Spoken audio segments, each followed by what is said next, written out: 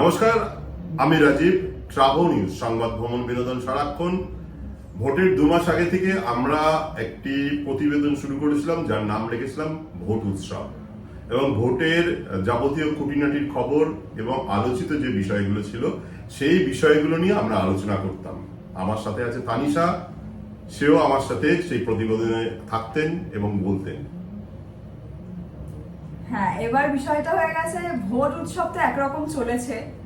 ইতিমধ্যেই 2 দফার ভোট হয়েও গেছে, গত এপ্রিল মাসের 23 তারিখে এবং 29 তারিখে, এবং সেই রেজাল্টও বেরিয়ে গেছে মে মাসের 4 তারিখে। শান্তি মতো ভোট হয়েছে, নতুন সরকার এসেছে, পশ্চিমবঙ্গের সরকার পাল্টেছে। আগামী শনিবার 9 তারিখে রবীন্দ্র জয়ন্তীর দিন, রবীন্দ্র জয়ন্তী, সেই দিনকে আমাদের নতুন মুখ্যমন্ত্রী নির্বাচন রয়েছে কলকাতার ব্রিগেডের মাঠে। এবার বিষয়টা হচ্ছে যে সরকার এসেছে, সরকার পাল্টেছে, নতুন মুখ্যমন্ত্রী আসতে চলেছেন। কে আসতে চলেছেন সেটা কেউই আমরা এখনো জানি না। সবকিছুই ঠিক আছে, কিন্তু সব শেষে ঘুরে ফিরে একটাই প্রশ্ন যেগুলো সাধারণ মানুষের মনের মধ্যে আসে, যে আমরা গত 34 বছরে একরকম সরকার আমরা দেখে এসেছি, গত 15 বছরও একটা সরকার আমরা দেখে এসেছি, এবার নতুন একজন সরকার, বিজেপি সরকার। প্রশ্ন এখন একটাই, যে নতুন সরকার কি করবে। আগের যে সরকার ছিল তৃণমূল কংগ্রেস, সেখানে তারা থাকা সত্ত্বেও মেয়েদের নিরাপত্তার কোনো ব্যবস্থা ঠিকঠাক ছিল না। মেয়েদের ওপর দিনের পর দিন অত্যাচারিত মেয়েরা হয়েছে, অনেকে মারাও গেছেন। আপনারা প্রত্যেকেই অনেক কিছু জানেন। 26,000 শিক্ষক তাদের চাকরি হারিয়েছেন অনেকে। কিন্তু এই যে নতুন সরকার এলো, বিজেপি সরকার, এই যে আসার পর কি সবকিছু পাল্টে যেতে পারে? যারা চাকরি হারিয়েছেন তাদের চাকরি কি ফেরত পাওয়া যেতে পারে? মেয়েদের নিরাপত্তা কি সবকিছু ঠিকঠাক হতে পারে? আজকে যে বিষয়টি নিয়ে বক্তব্য রাখলো তানিশা, একটা গুরুত্বপূর্ণ বিষয়। আমরা দেখেছি 34 বছর একটা সরকার তার দুর্নীতি এবং তার বিরুদ্ধে মানুষ যখন হলো, তখন সেই সরকারটাকে পরিবর্তন করে নতুন একটা সরকার নিয়ে এসেছিল, সেটি মমতা ব্যানার্জির নেতৃত্বে তৃণমূল সরকার। উনি প্রচার করেছিলেন পরিবর্তন। গত 15 বছর তিনি এই সরকার চালিয়েছেন, কিন্তু পরিবর্তন কি আসল হয়েছিল বা হয়েছে বা চেষ্টা করেছেন?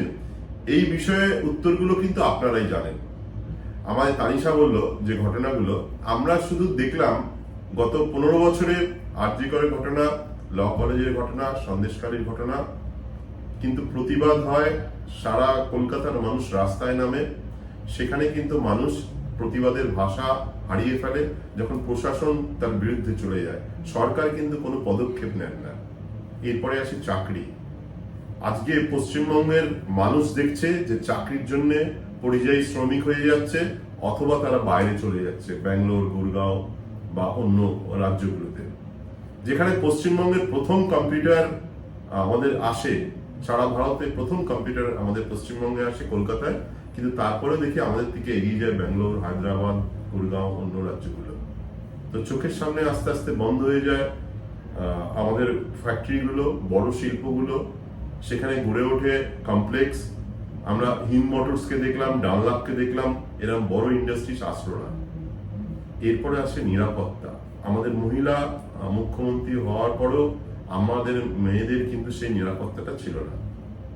আমার প্রশ্ন, নতুন যে সরকারটি আসলো, মানুষ যাদের ঢেলে ভোট দিল এবং সংখ্যা লঘু ভোটও তারা পেল, সবাই বলেছিল ভারতীয় জনতা পার্টি শুধু হিন্দুত্ববাদ করে, উগ্র হিন্দু, কিন্তু দেখা গেল ভোটের শেষে ফলাফলে সেখানে 16% মুসলিম ভোট বা সংখ্যালঘু ভোটও পেয়েছে।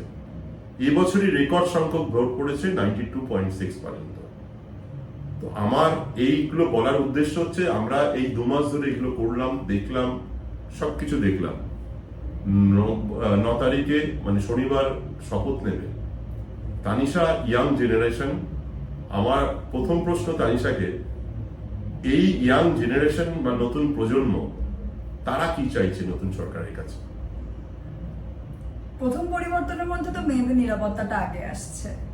পড়াশোনা, চাকরি ক্ষেত্রে সব জায়গাতেই সেটা যেন ঠিকঠাক ভাবে হয়, সেটার পেছনে যেন কোনো দুর্নীতি না থাকে, সেটাই আগে সবার আগে দেখাটা খুব দরকার মনে হয়। আর সবসময় নিরাপত্তাটা তো অবশ্যই আগে দেখা দরকার, কারণ মেয়েদের এর আগে কিন্তু মেয়েদের কোনো নিরাপত্তা আমরা পাইনি, মেয়েরা সত্যিই কোনো নিরাপত্তা পায়নি। পেয়েছে কি সেটা অবশ্যই আপনারাও ভালো করে বলতে পারেন, অবশ্যই কমেন্ট করেও জানান যে আপনাদের কি মতামত। আমি তো আমার কথা বলছি, আমি ছাড়াও আরো গোটা পশ্চিমবঙ্গে আরো বহু বহু মহিলারা রয়েছেন যাদের ওপর দিনের পর দিন যারা নির্যাতিত হন বা হয়েও যাচ্ছেন এখনো, সেইটার চেঞ্জ করাটা খুব দরকার আমার মনে হয়। আমরা এতদিন ভোটের উৎসবের বিভিন্ন খবর দিয়েছি, কোনটা ভুল কোনটা ঠিক দেখিয়েছি। পডকাস্টের মাধ্যমে সেই প্রশ্নগুলো রেখেছিলাম বিভিন্ন অতিথিদের, তারা উত্তর দিয়েছে। এবার আপনাদের মূল্যবান মতামত আপনারা জানান আমাদের ইউটিউব চ্যানেলের মাধ্যমে আপনাদের মন্তব্য। সরকারের কি করা উচিত, কোন কোন ক্ষেত্রে পরিবর্তন হওয়া উচিত, এবং আমাদের এই সরকারে যেটি শনিবার তৈরি হবে তার মুখ্যমন্ত্রী কে। আপনার মূল্যবান মতামতের অপেক্ষায় রইলাম। আপনারা জানান আমাদের কমেন্ট বক্সে। আর আমাদের যদি ভিডিওগুলো ভালো লাগে তাহলে অবশ্যই ট্রাভেল নিউজ বাংলা ইউটিউব চ্যানেলটি সাবস্ক্রাইব করুন, কমেন্ট করুন আর শেয়ার করুন। আপনারা এতক্ষণ দেখছিলেন ট্রাভেল নিউজ বাংলা, সংবাদ, ভ্রমণ, বিনোদন সারাক্ষণ। সঙ্গে ছিলাম আমি তানিশা এবং আমার সাথে ছিলেন রাজীব স্যার। তো আজকের খবরটা এই পর্যন্তই থাক। আজকে এরকম আরো টপিক নিয়ে তো মাঝে মাঝে আমরা লাইভে আসতেই থাকি, কথা বলতেই থাকি। অন্যান্য দিন স্যার থাকেন, স্যার নিজে বলেন, আজকে আমি ছিলাম, হয়তো আগামী দিনেও থাকবো।